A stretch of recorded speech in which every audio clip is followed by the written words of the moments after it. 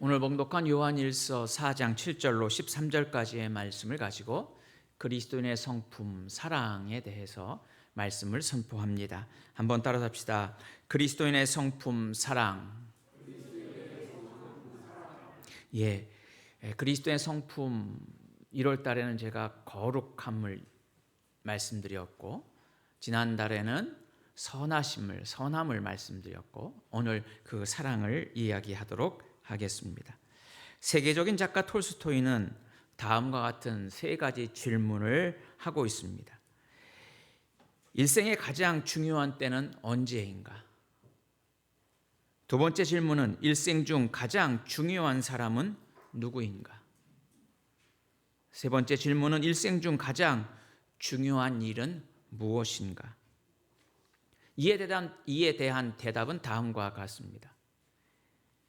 일생의 가장 중요한 때는 지금입니다. 일생의 가장 중요한 사람은 지금 내가 만나고 있는 사람입니다. 일생의 가장 중요한 일은 지금 내가 만나고 있는 사람에게 사랑과 선을 베푸는 것입니다. 사랑하는 성도 여러분, 우리 기독교를 흔히 사랑의 종교라 이렇게 이야기합니다. 우리는 얼마나 사랑의 삶을 살아가고 있습니까? 마태복음 25장 31절 이하의 말씀에 양과 염소의 비유에 대해서 말씀하십니다. 그 심판의 기준 역시도 사랑입니다. 너희 형제 중에 지극히 작은 자 하나에게 한 것이 곧 나에게 한 것이다. 다시 말해서 사랑을 행한 자는 우편에, 양의 편에, 사랑을 행하지 않은 자는 좌편에, 염소의 편에 분류될 것을 말씀하고 있지요.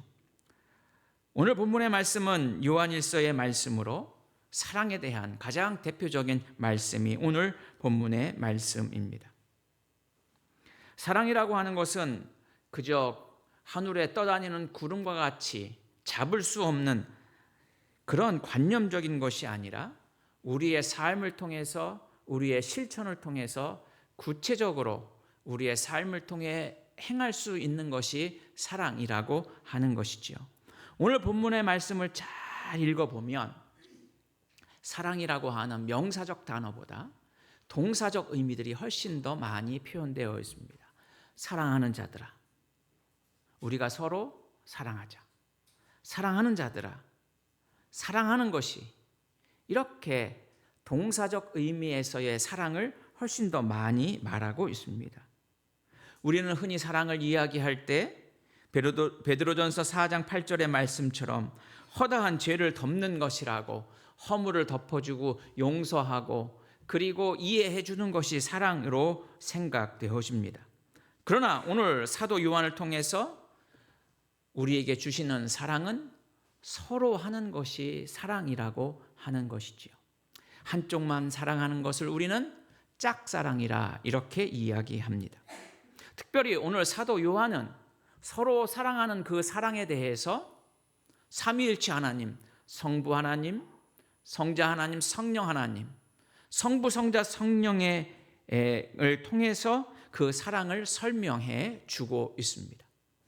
첫 번째로 사랑은 하나님 자신, 하나님의 본체이심을 말씀하고 있지요. 8절 말씀에 보면, 하반절에 보면 이는 하나님은 사랑이심이라 이렇게 말씀하고 있습니다. 하나님이 사랑 자체라는 것입니다. 하나님은 사랑이 많으신 분, 우리와는 비교할 수 없고, 우리는 사랑이 적지만 하나님은 많으신 분. 우리는 사랑을 잘 행하지 못하지만 하나님은 사랑을 행하시는 분으로 우리는 쉽게 이해를 합니다. 그러나 하나님은 사랑 자체예요. 하나님은 우리보다 사랑이 많으신 분으로 많고 적은 것을 비교해서 우월한 존재로 이해하거나, 혹은 하나님은 우리보다 훨씬 더 사랑을 행하실 수 있는 능력의 하나님으로만 생각하는 것이 아니라 하나님은 사랑 자체라는 것입니다. 그래서 사도 요한은 이야기합니다. 하나님은 사랑이시다. 하나님 이꼴 사랑. 하나님은 사랑이라고 하는 것이지요. 하나님을 아는 사람은 그러기 때문에 사랑을 하지 않을 수가 없습니다. 하나님을 믿는 사람은 하나님을 믿기에 사랑하지 않을 수가 없습니다. 하나님을 믿는데, 하나님의 사람이라 하는데 아직도 내 안에는 사랑이 부족하고 내 안에는 사랑이 적은 것 같다 여겨진다면 그것은 우리가 하나님을 온전히 믿지 못하고 있다는 증명이기도 합니다. 내가 사랑이 부족하고 사랑이 연약하고 그리고 내가 사랑이 작은 것은 내가 사랑이 없고 사랑이 연약한 것이 아니라 사랑 자체인 하나님을 믿는다 하면서도 하나님을 온전히 믿지 못하기 때문이라는 것이죠. 세상의 모든 종교들은 다 사랑을 가르칩니다. 그러나 성경에서 말하는 사랑은 다른 종교와 달리 사랑은 우리 기독교의 가장 대표적인 표현입니다. 사랑은 우리의 능력과 우리의 힘으로 행할 수 있는 것이 아닙니다. 왜? 사랑은 하나님이시기 때문에, 하나님의 사랑이시기 때문에 우리는 하나님을 믿는 은혜 가운데 하나님이 주시는 능력 가운데 사랑하는 자로 살아갈 수 있다는 것이지요. 우리가 잘 아는 고린도전서 13장의 사랑장에 보면 우리가 천사의 말을 하고 우리가 구제하고 그리고 우리가 위험에 빠진 사람을 구한다 할지라도 사랑이 없으면 아무 소용이 없다고 말하고 있지요. 사랑이라고 하는 것은 바로 무엇입니까? 그것은 내가 살아가는 가장 기본적인 근거가 사랑이라고 하는 것입니다. 그런데 우리는 사랑이 많고 적은 우월을 가지고 이야기하려고 합니다. 사랑은 무엇일까요? 사랑은 바로 온전한 관계를 이루는 것이 사랑입니다. 한번 따라합시다. 사랑은 온전한 관계를 이루는 것이다. 우리가 하나님을 사랑하는 것, 그것은 바로 하나님과 우리가 온전한 관계를 유지하는 것입니다. 우리가 누군가를 사랑하는 것, 그것은 그 사람과 온전한 관계를 유지할 때 가능한 것입니다. 사랑한다 하면서도 요즘에 사회적 문제가 되는 스토커들이 있지요. 그것은 사랑이 아닙니다. 온전한 관계가 아니기 때문입니다. 우리는 하나님을 사랑한다 하면서도 하나님과의 관계가 일그러져 있으면 우리는 사랑의 하나님을 온전히 믿고 따라 살지 못하는 것이지요. 우리가 아무리 봉사하고 구제하고 헌금하고 헌신한다 할지라도 하나님과 온전한 관계를 유지하지 못하면 우리는 사랑의 신앙의 모습을 살아갈 수 없게 된다라고 하는 것입니다. 그러므로 우리가 사랑하려면 가장 중요한 것은 하나님과 온전한 관계를 맺어야 된다라고 하는 사실입니다. 바로 하나님과 온전한 관계를 맺을 때 우리는 사랑의 삶을 살아갈 수 있게 되는 것이지요. 관계가 온전하지 않고는 사랑이 이루어질 수 없습니다. 여러분, 죄 지은 사람들이 왜 경찰을 보면 도망갈까요? 바로 죄 때문에 관계가 깨어져 있는 것입니다. 우리는 끊임없이 우리의 죄성으로 인해서 하나님으로부터 벗어나려고 하고 하나님을 외면한 채 살아가려고 합니다. 그러나 하나님은 사랑 본체이십니다. 사랑 그 자체이십니다. 하나님은 우리를 먼저 사랑해 주셨습니다. 그리고 우리는 하나님을 사랑할 수 있는 하나님의 자녀가 되었습니다. 이제 하나님은 사랑 자체인, 사랑 본체인 그 하나님께서 우리에게 사랑의 본을 보여주셨습니다. 그 사랑의 본이 누구십니까? 바로 독생자 예수 그리스도십니다. 그래서 9절 이하의 말씀에 보면 이렇게 말씀하고 있습니다. 하나님이 자기의 독생자를 세상에 보내셨다 말씀하고 있지요. 바로 예수님은 하나님의 사랑의 본체인 그 사랑을 친히 우리에게 보여주신 분이십니다. 소녀를 구출한 사람이라고 하는 글이 있습니다. 부모님을 일찍 여인 소녀가 할머니 손에 자라게 되었습니다. 그런데 어느 날 그날 밤 그 소녀의 집에 불이 나고 말았습니다. 할머니는 소년을 구하다가 그만 화마에 세상을 떠나게 됩니다. 이 소년은 2층 베란다에서 살려달라고 소리를 칩니다. 그런데 그때 소방대는 도착이 늦어진다는 소식이 들립니다. 다른 곳에 더 큰 화재가 발생해서 그 화재 진압을 위해 출동했기 때문이라는 것이죠. 그때 어디선가 한 남자가 사다리를 들고 와서는 그 베란다에 올라가 이 소녀를 구출하게 됩니다. 그리고는 그 남자는 사라지게 됩니다. 며칠 후 마을 회관에 모여서 마을 사람들이 회의를 갖게 됩니다. 이제 할머니도 떠난 이 소녀를 누가 키울 것인가 하는 것이죠. 그때 한 선생님이 손을 들고 이렇게 이야기합니다. 나는 교사입니다. 그래서 나는 이 소녀에게 좋은 교육 환경을 만들어 줄 수 있으니 내가 데리고 키우겠습니다. 이때 농부가 또 손을 들고 이야기합니다. 나는 농부입니다. 편안한 들판에서 가장 안정적이고 그리고 건강하게 이 소녀를 키울 수 있습니다. 그때 한 부자가 손을 들고 이야기합니다. 나는 돈을 많이 가지고 있습니다. 이 소녀에게 좋은 여건과 환경을 만들어 준다면 나는 얼마든지 이 소녀를 키울 수가 있습니다. 각각 자기가 가지고 있는 장점을 어필하면서 소녀를 기르겠다고 이야기합니다. 그때 뒤에서 한 남자가 절룩거리면서 등장합니다.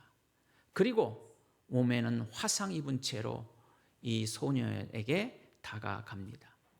그때 그 소녀는 번떡 일어나서 이 남자에게 안기면서 이야기합니다.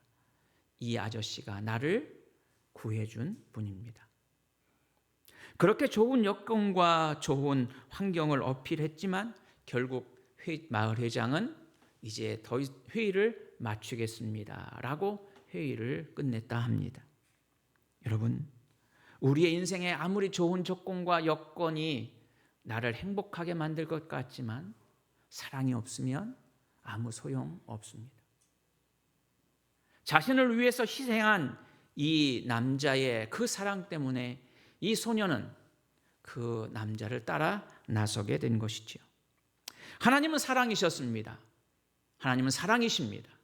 그리고 하나님은 그 사랑을 우리에게 독생자 예수 그리스도를 통해서 보여주셨습니다. 예수님이 어떻게 우리에게 사랑을 보여주셨습니까? 예수님은 세 가지로 우리에게 사랑을 보여주셨습니다. 첫 번째로 예수님은 내려놓으셨습니다. 예수님은 하나님과 동등된 분이었지만 예수님은 이 땅에 육신의 몸을 가지고 우리와 똑같은 모습으로 내려오셨습니다. 두 번째로 예수님은 자발적으로 우리에게 사랑을 보여주셨습니다. 하나님께서 억지로 예수님을 사랑의 현장으로 내몬 것이 아니라 예수님은 자원하며 자발적으로 우리를 위해 먼저 오셨습니다. 오늘 새벽에도 말씀드린 것처럼 사울이 바울이 되는 과정에서도 하나님은 친히 먼저 찾아오셨습니다. 바로 예수님은 우리를 위해 먼저 찾아오신 분이십니다. 내가 찾아달라고 와달라고 기도하고 요청하기 전에 예수님은 이미 우리 가운데 오셨습니다.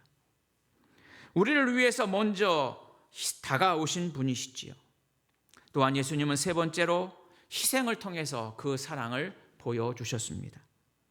예수님은 십자가의 고통을 당하시고 그리고 죽음을 당하시고 부활을 통해서 희생을 통해서 우리에게 그 사랑을 보여주셨습니다. 이같이 예수님처럼 내려놓음과 자발적인 그리고 희생을 감수하려는 사랑을 받은 우리들은 이제 주님처럼 내려놓고 자발적으로 또 희생하며 사랑할 수 있어야 한다라고 하는 사실이지요. 우리가 사랑하지 못하는 가장 큰 이유는 무엇일까요? 내려놓지 못하기 때문입니다. 내가 가지고 있는 자존심, 이것을 내려놓지 못합니다. 내가 가지고 있는 생각, 양보하지 못합니다. 그래서 우리는 끊임없이 사랑한다 말하지만 그러나 사랑할 수 없는 이유는 바로 여기 있습니다. 주님은 모든 하늘 보좌를 내려놓고 이 땅에 오셨습니다. 주님은 먼저 자발적으로 그 사랑을 보여주셨습니다. 그리고 우리 주님은 희생을 통해서 그 사랑을 우리에게 친히 보여주셨습니다. 그러므로 우리는 우리의 자존심과 우리의 생각과 그리고 우리의 고집을 내려놓고 우리는 선한 모습으로, 자발적인 모습으로, 희생하는 모습으로 주님이 우리에게 보여주셨던 그 사랑의 모습을 따라 살아가는 우리의 복된 믿음의 삶이 되어야 될 줄로 믿습니다. 우리가 가장 못하는 것, 저도 역시 마찬가지예요.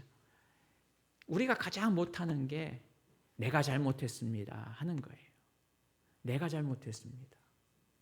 자존심 때문에, 내 명예 때문에 내려놓지 못합니다. 주님이 내려놓으셨던 것처럼, 주님이 희생하셨던 것처럼 우리가 내려놓고 그리고 희생할 때 우리는 사랑의 삶을 살아가는 복된 믿음의 삶이 되는 줄로 믿습니다. 마지막으로 오늘 요한일서에서는 성령님이 함께 하실 때 우리는 사랑하는 자가 될 수 있음을 말씀하고 있지요. 여러분, 이런 생각이 들어요. 하나님이 사랑이시고 하나님이 예수 그리스도를 통해서 사랑의 본을 보여주셨다면 그러면 우리는 어떻게 하면 사랑할 수가 있을까? 하나님이 능력을 주실 때, 하나님이 은혜를 베풀어 주실 때 우리는 사랑할 수 있다고 이야기하면 우리는 노력하지 않고 그냥 가만히 있으면 하나님께서 우리를 사랑하도록 인도하실까 하는 거지요.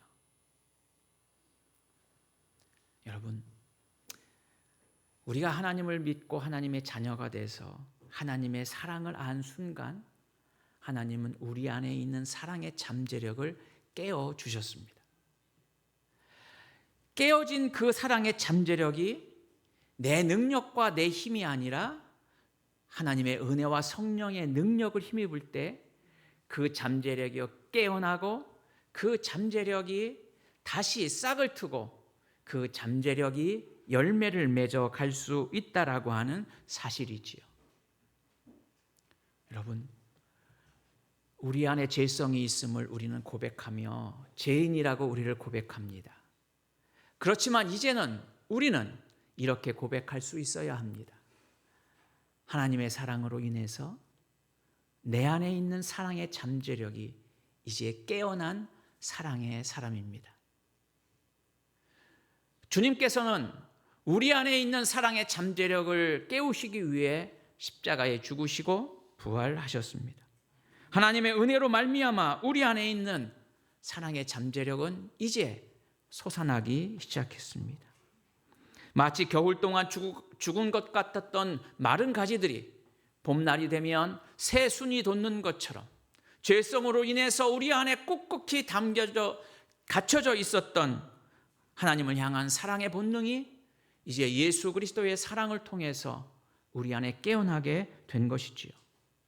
그러므로 우리 안에 성령님이 임재하시고 성령님이 역사하실 때 우리는 사랑의 삶을 살아갈 수 있게 되는 것입니다. 성령의 은혜가 있을 때 사랑할 수 없는 사람을 사랑하게 됩니다. 성령님이 우리 가운데 역사하실 때 우리는 용서할 수 없는 사람들을 용서할 수 있게 되는 것이죠. 바로 묵어두었던 우리의 사랑의 잠재력, 그 잠재력을 성령님께서는 지금 흔들어 깨우고 계십니다. 깨어난 사랑의 잠재력이 어떻게 발동해야 될까요? 자, 우리 11절 한번 봅시다. 11절에 이렇게 말씀하고 있습니다. 하나님이 이같이 우리를 사랑하셨은즉 우리도 서로 사랑하는 것이 마땅하도다. 하나님께서 우리를 사랑하셨기 때문에 우리가 다른 사람을 사랑하는 것은 뭐한 일이에요? 마땅한 일입니다. 마땅하다는 이야기는 무엇입니까? 그것은 당연히 해야 할 의무 조항입니다. 우리가 다른 사람을 사랑해야 할 이유가 분명히 생겼습니다. 그 이유는 하나님이 저와 여러분을 사랑하셨기 때문입니다. 그래서 우리는 이제 사랑하지 않을 수 없는 존재가 되었습니다. 마치 마땅히 법적인 의무를 행해야 하는 것처럼 우리는 구원받은 자로서 삶의 양식이 사랑의 방법이 되어야 함을 이 사도 요한은 우리에게 분명히 말씀해 주시고 있는 것이지요. 그러므로 우리는 생각의 전환이 필요합니다. 내가 사랑이 부족해서, 내게 사랑이 연약해서 사랑할 수 없는 것이 아니라 우리가 마땅히 사랑하지 않으려 했기 때문에 우리는 사랑하지 못한 것이지요. 이제부터 우리는 당연히 마땅히, 아니 법적 의무로서 우리는 사랑하는 자가 되어야 한다라고 하는 것이지요. 또한 12절에 사도 요한은 이야기합니다. 어느 때나 하나님을 본 사람이 없으되 만일 우리가 서로 사랑하면 하나님이 우리 안에 거하시고 그의 사랑이 우리 안에 온전히 이루어지느니라. 여러분, 우리가 서로 사랑할 때 보이지 않는 하나님을 볼 수 있게 된다라고 하는 거예요. 하나님은 볼 수 없는데 하나님이 우리를 사랑하셔서 우리 안에 잠재되어 있던 사랑이 깨어나서 사랑이 마땅히 서로 사랑하게 되면 사람들이 우리를 보고 사랑의 하나님을 볼 수 있게 된다라고 하는 거예요. 그래서 우리가 사랑해야 할 이유가 바로 여기 있습니다. 사랑해야 할 이유는 우리의 사랑을 과시하고 우리의 사랑을 보여주기 위해서가 아니라 우리의 사랑을 통해서 사랑의 하나님을 보여드리게 하기 위해서 우리는 사랑해야 하는 존재가 되었다라고 하는 사실이지요. 여러분, 우리 교회는 없는데 교회 오는 분 중에 얼굴 찡그리고 왔다가 얼굴 찡그리고 가는 분들이 간혹 있다고 그럽디다. 우리 교회는 없는데 왜 교회 오고 신앙생활하는데 얼굴 찡그리고 그럽니까? 교회 오는 것이 행복하신 줄로 믿습니다. 내가 하나님의 자녀가 된 것이 기쁨이 되는 줄로 믿습니다. 내가 행복해야 다른 사람이 내 행복을 보고 하나님의 사랑을 느낄 수 있는 거지요. 내가 행복해야 다른 사람이 보고 나도 저 사람처럼 예수 믿고 신앙생활하고 교회 다니고 싶다라고 여겨질 것 아니겠습니까? 그 말씀이 바로 12절 말씀이에요. 나를 통해서 행복이 전파되고 나를 통해서 하나님의 사랑이 전파되고 나를 통해서 하나님의 은혜가 전파되는 것, 그것이 바로 서로 사랑하는 자들의 모습이요 사랑해야 할 이유라는 거예요. 그래서 우리는 분명히 알아야 할 것이 바로 여기 있습니다. 하나님이 우리를 사랑하셨기 때문에 우리가 서로 사랑하는 것은 마땅한 일입니다. 당연히 해야 할 일입니다. 아니 법적 의무입니다. 그리고 우리가 서로 사랑함을 통해서 내 사랑을 과시하거나 내 사랑을 자랑하는 것이 아니라 바로 하나님의 사랑을 드러내게 되는 것입니다. 이같이 살아가려면 방법은 하나밖에 없습니다. 그것이 13절입니다. 그의 성령을 우리에게 주심으로 우리가 그 안에 거하고 그가 우리 안에 거하는 줄을 아느니라. 우리가 성령 안에 거할 때, 성령님이 우리 안에 거하실 때 우리는 바로 서로 사랑하는 자로 살아갈 수 있게 된다라고 하는 사실입니다. 서로 사랑하라, 이 말씀은 우리에게 무거운 짐처럼 느껴질 수 있습니다. 그러나 우리가 하나님의 자녀가 되었다면 서로 사랑하는 것은 마땅한 일입니다. 당연한 일입니다. 그리고 우리는 서로 사랑함을